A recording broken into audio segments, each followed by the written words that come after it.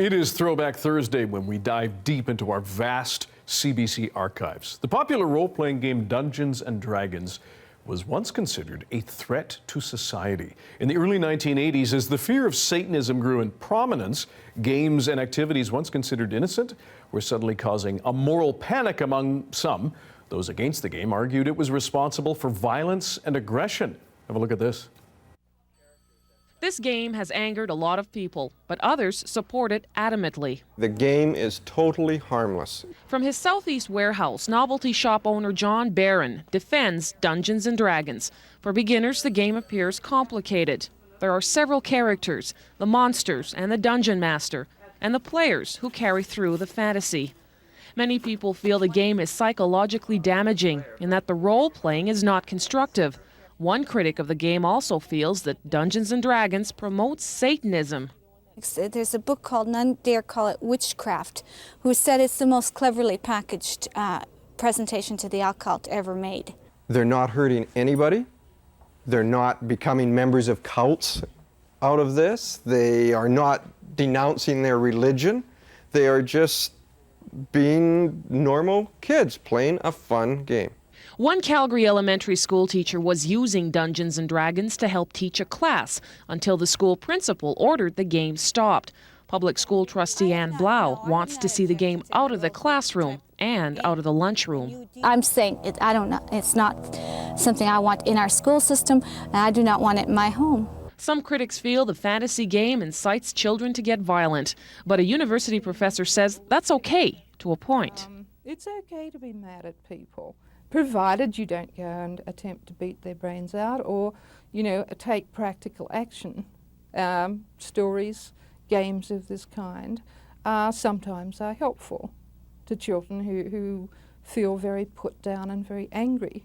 As for the players themselves, some say it's a fun game. And that's all it is, a game. What do you like about it the most, though? Just the characters and their names and how many times you can be hit and all that, and how long it takes you to get killed and your weapons. Are you going to become a Satan worshiper by playing this game?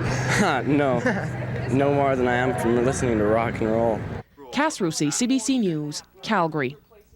And we are now joined by an expert, Andrea Robertson, one of the co-owners of Raincity Games here in Vancouver. Thanks for joining us. Of course. Appreciate it. And you've brought some material with us. Yes. For those who don't know and who haven't played. Give us a quick explainer on Dungeons and Dragons. Sure. So Dungeons and Dragons, or D&D, is a role-playing game.